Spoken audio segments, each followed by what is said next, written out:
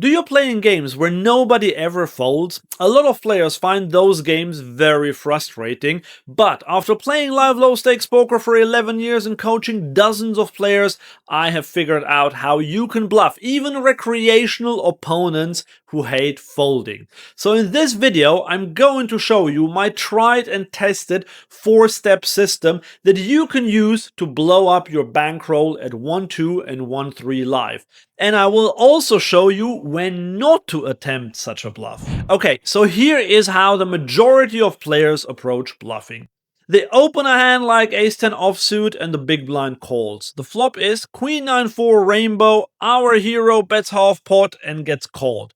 The turn is a brick and hero will check back after villain checks.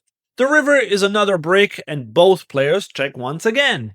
Villain turns over pocket fives and wins the hand. I see this sort of action all the time. Recreational players love c-betting the flop, especially when they have absolutely no idea why they're doing it. But if they get called, they just give up unless they improve on the turn or river. And then there are the slightly more sophisticated players who don't give up so easily. They will bet half pot on the turn again and they will get called again. Well, and then they will give up on the river.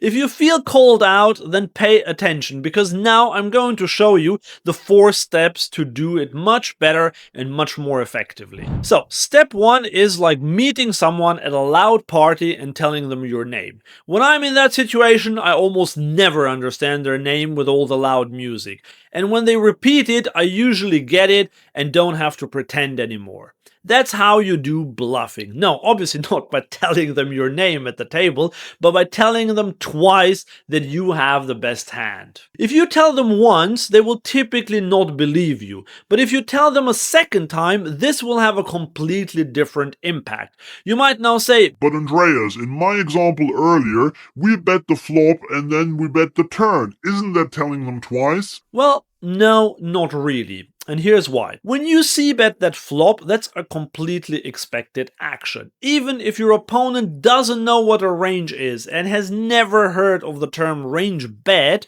they will still intuitively expect you to c-bet pretty much your entire range there, because that's what they would do. So basically, you only started telling your opponent that you had the best hand when you bet the turn. But that was the first time, and then you gave up.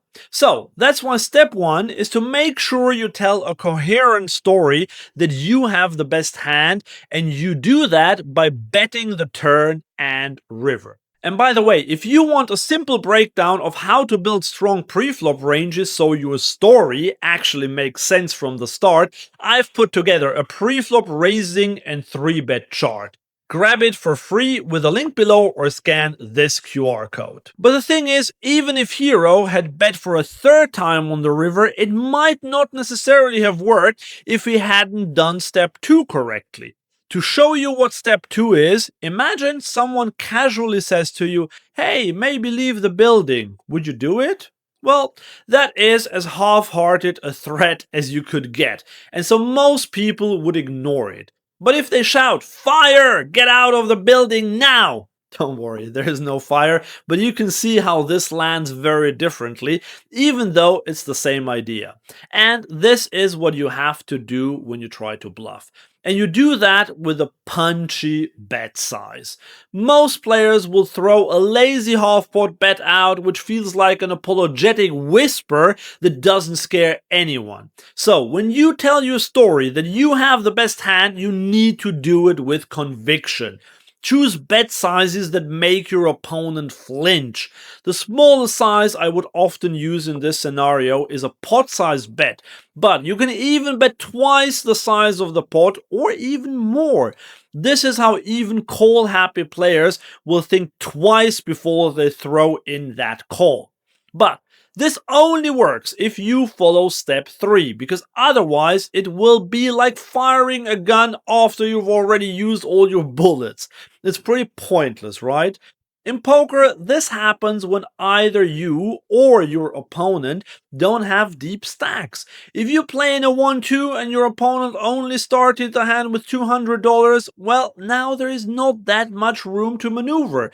And if they started the hand with $70 in front of them, well, now you have zero room to maneuver. Therefore, also make sure that stack sizes are deep. How deep? 200 big blinds will be the minimum for me to even consider such a bluffing attempt, but I'd prefer something like 300 big blinds. And note that if the straddle is on, then you'd have to be at least around 120 straddles deep, which in a 1-2 game would be over 300 big blinds. But all of these first 3 steps will be for nothing if we don't get step 4 right, because this is the most important step and the one where most players go wrong. And this step is like negotiating a wage increase with your boss. If you know roughly what budget your boss has left, you can ask pretty much for exactly that number. Whereas if you have no idea what their budget is, then you're just plucking some numbers out of thin air and hoping for the best. You might get lucky, but most of the time you'll either ask for too little and leave money on the table, or you'll ask for too much and get shut down completely. And it's the same at the poker table. You have to figure out what kind of hand your opponent is likely to have. You won't always know this, but if you can figure out if their range is capped, then your bluffing attempt will be a lot more likely to succeed. So how do we know if our opponent is capped? Well, hand reading is a very complicated process that requires years of experience and work off the table, which is why most players avoid it entirely and just start betting and praying, really. But here are some shortcuts you can use at the table. Look for missed opportunities to show strength, because strong hands usually want to build the pot. So ask yourself, did they have a chance to bet or raise earlier and didn't do it? Did they just call in spots where strong hands would normally raise? For example, they call flop and turn on a draw-heavy board. Most strong hands, like sets and 2-pair, would raise at some point.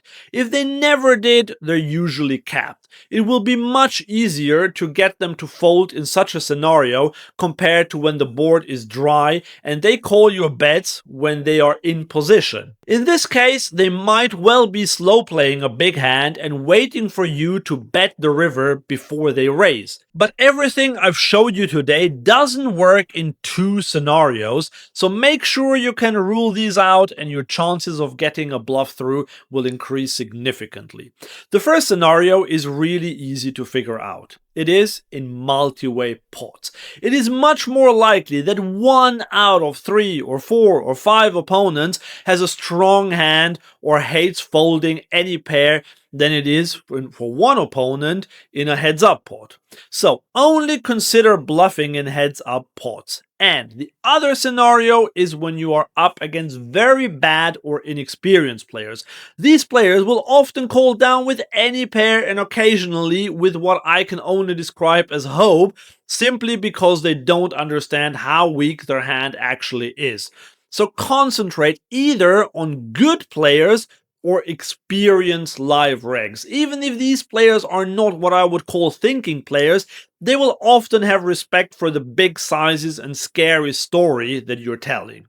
Bluffing is powerful, but it's not the skill that will make you the most money in live low-stakes cash games. Having a fundamentally strong strategy and knowing what to do in every common spot is what will boost your win rate significantly. If you want to learn such a strategy and how to implement it, then watch this video next.